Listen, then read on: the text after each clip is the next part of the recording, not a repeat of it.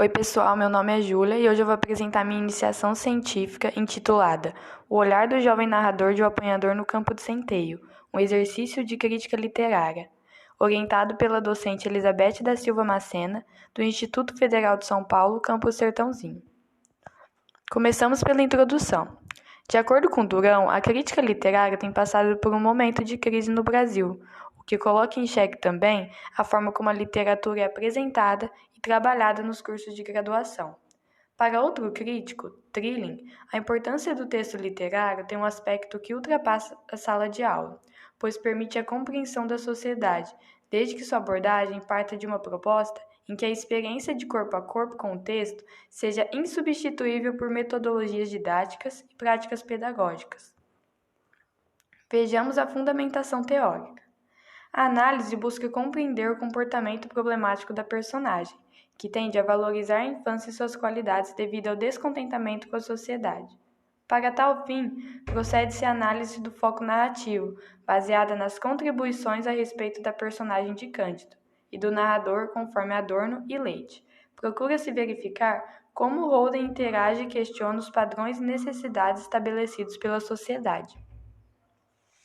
Em seguida, a metodologia. O trabalho parte da leitura crítica do romance em sua versão vertida para o português, acompanhada do cotejo com a versão original em trechos considerados como chaves de leitura, de forma a desvendar as implicações da subjetividade do narrador no desenrolar dos fatos narrados. Como subsídio para o trabalho de análise, procede-se concomitantemente à leitura do romance, a revisão bibliográfica referente ao foco narrativo no romance contemporâneo. A partir deste processo, elabora-se um ensaio crítico visando a discutir os meios pelos quais o olhar do narrador influencia na forma como o enredo é construído e o texto dado ao leitor.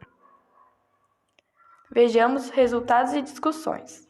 O Apanhador no Campo de Centeio conta a história de um adolescente que, expulso da escola pela 4ª vez e sem coragem de contar aos pais, perambula pela cidade por 2 dias seguidos antes de voltar para casa.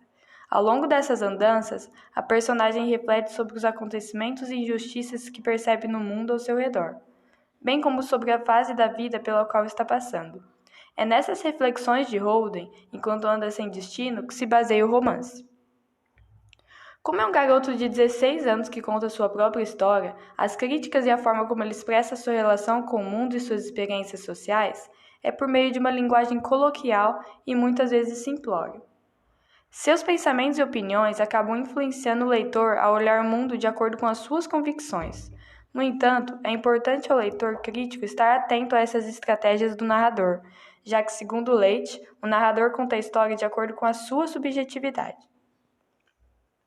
Outro fator que deve alertar o leitor em relação ao cuidado que ele precisa ter ao interagir com a narrativa de Holden está relacionado à forma passional como ele narra os acontecimentos que vivencia.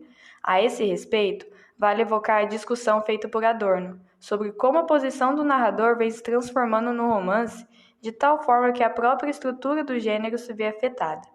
Como herdeiros da tradição do século XIX, abordado pelo autor, os romances do século XX tenderão a explorar ainda mais as potencialidades do foco narrativo. Por fim, a conclusão. Holden assume, além do papel de narrador, o de comentador apontado por Adorno. Assim, ao longo de toda sua narrativa, cada acontecimento, cada fato narrado, ele acrescenta seus comentários, o que torna a história muito subjetiva.